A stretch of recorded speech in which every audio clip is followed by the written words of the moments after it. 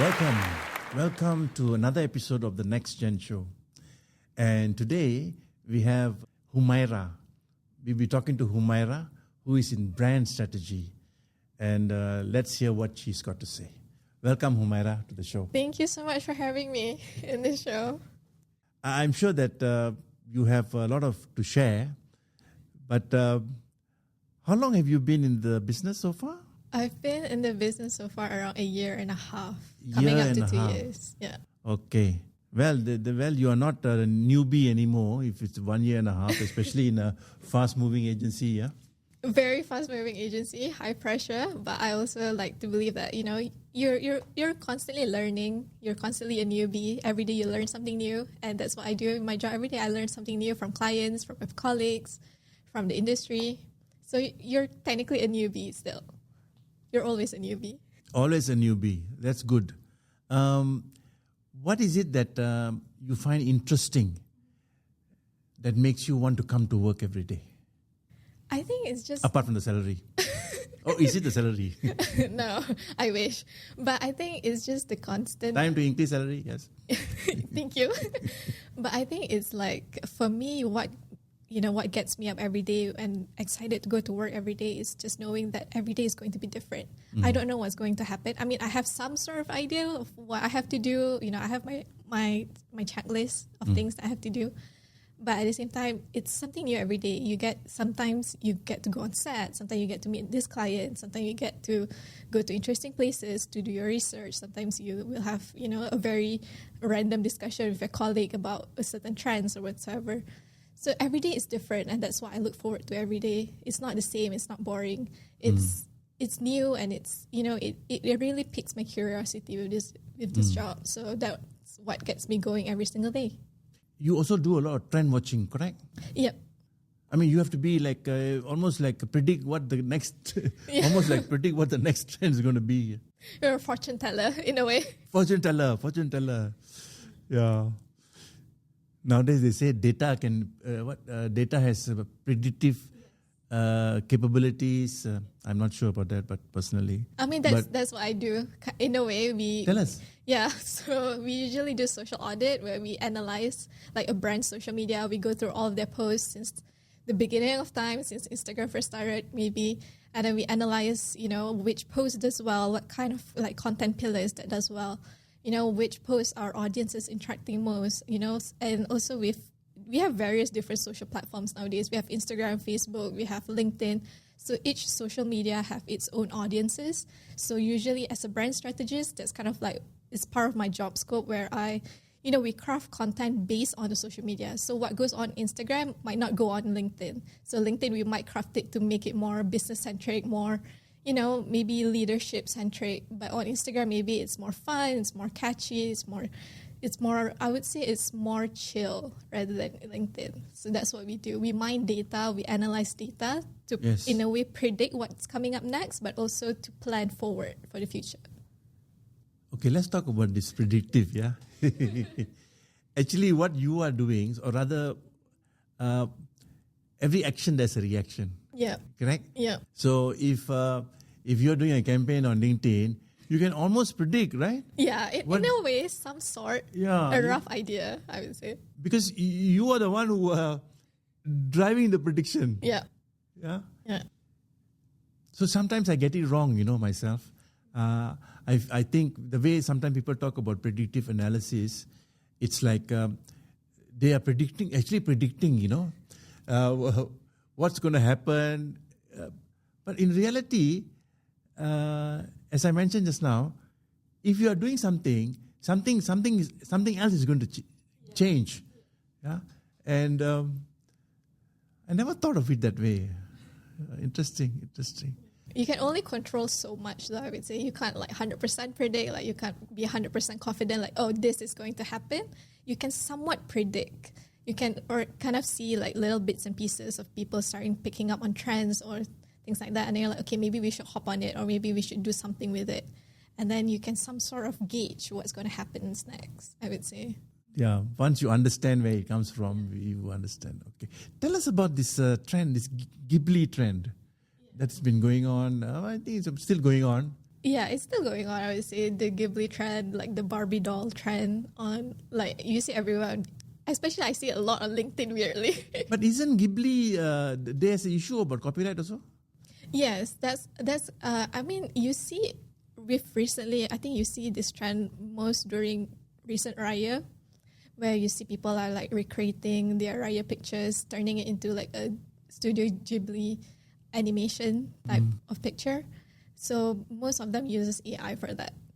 So that's a bit of an issue in terms of copyright because, you know, the art of Studio Ghibli is so one of a kind and it's so fascinating and it's really, really real and connects. And I would say it really connects to the human emotions. So it's really sad seeing people are using it very loosely, you know, prompting it on ChatGPT or AI tools out there and making it into like a very, if I may be blunt, like a cheap recreation of it, because there's a lot of thoughts putting into it. And I think even the one of the co-founders of Studio Ghibli, Miyazaki, has expressed his feelings about this. He is not for it. He says that it's an insult to art and life itself. And I fully agree because animation takes a long time.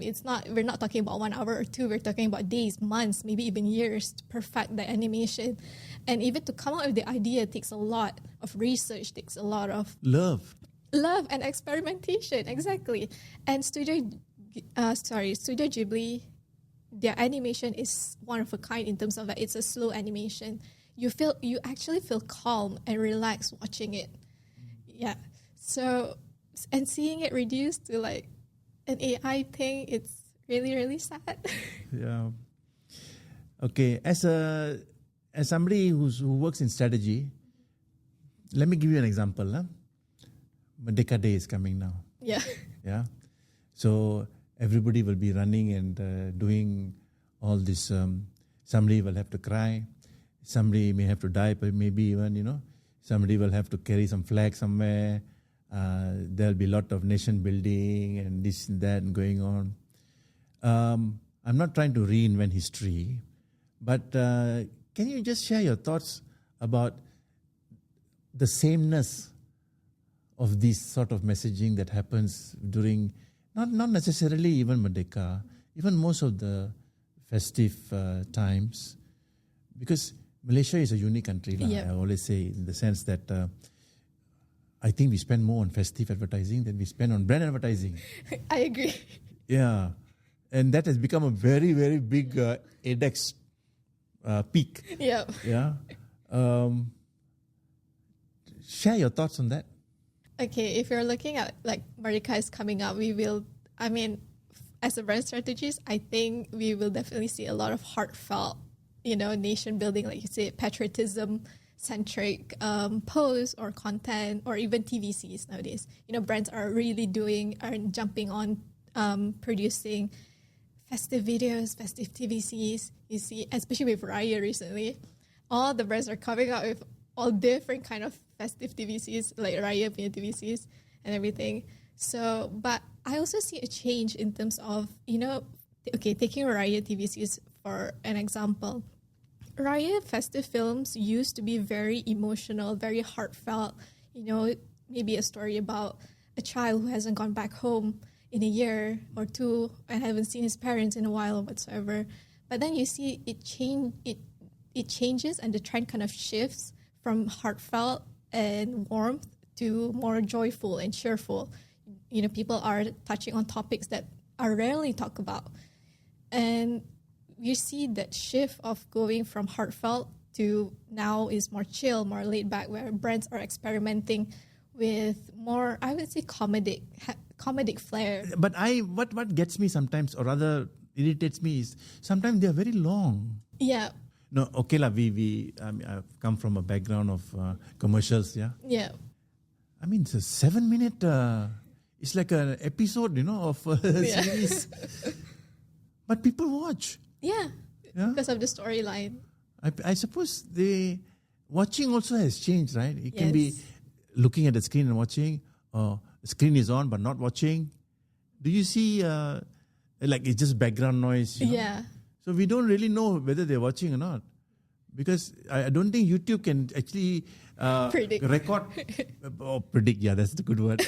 That you are looking at the camera. They don't, right? They know that it's being played. Yeah.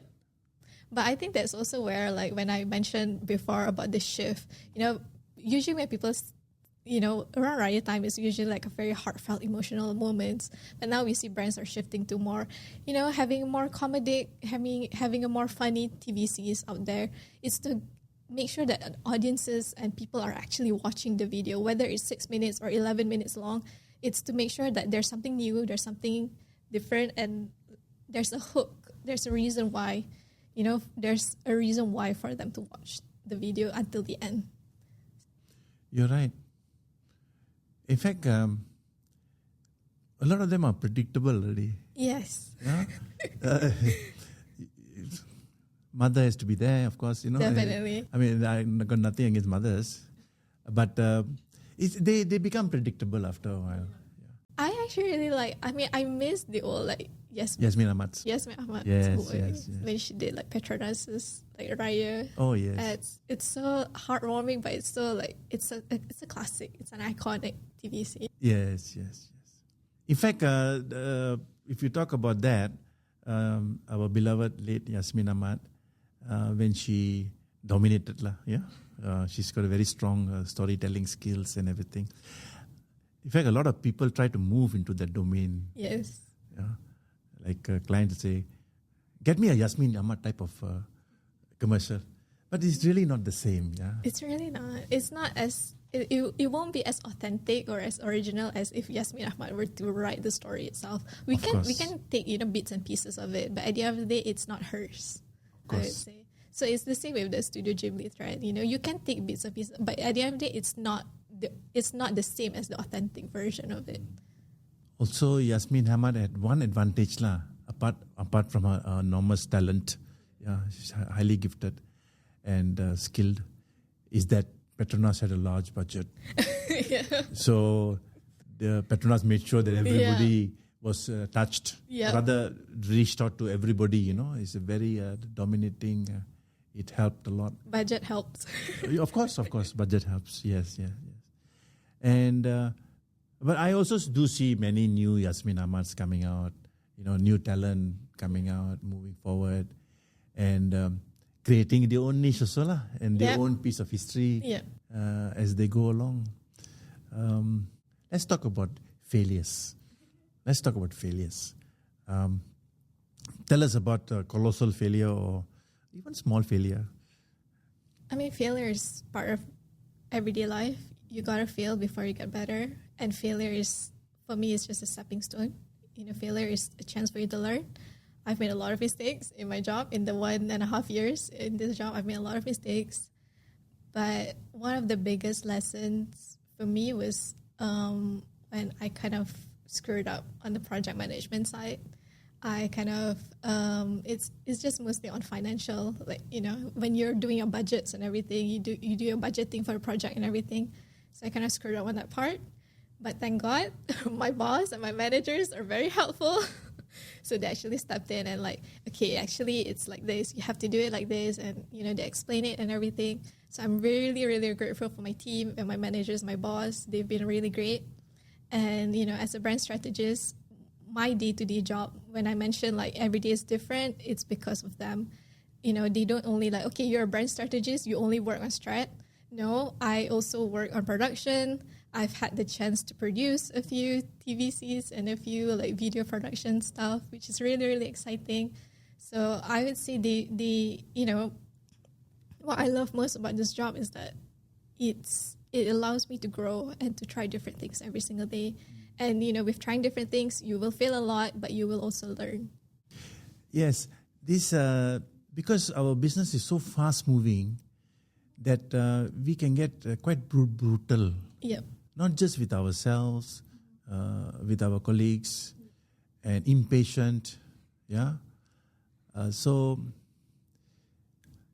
think generally speaking, I feel that forgiveness is of course is a virtue.